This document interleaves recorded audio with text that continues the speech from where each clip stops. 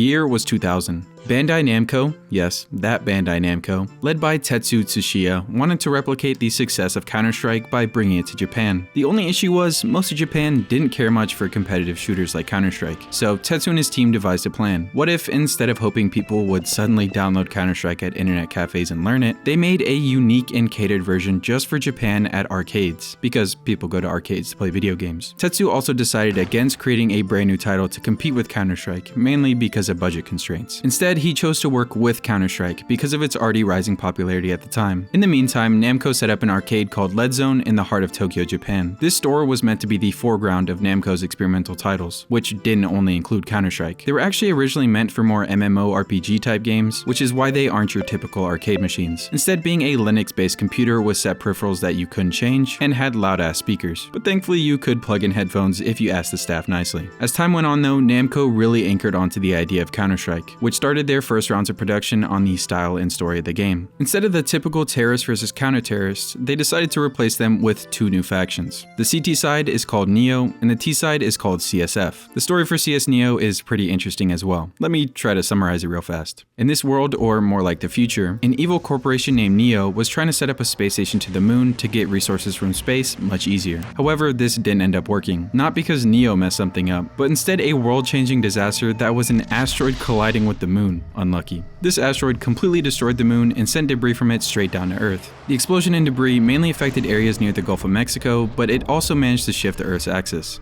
While the rest of the world was in chaos, Neo saw an opportunity. That resource-rich asteroid could help aid their efforts of becoming a world superpower. And with the rest of the world struggling, it seemed even more possible. The resources from the asteroid helped Neo advance technology to crazy levels, which is why the Neo team in the game are so futuristic looking. To combat Neo's monopoly and maintain order in a drastically changed world, the few remaining countries organized their police forces and militaries to form the CSF.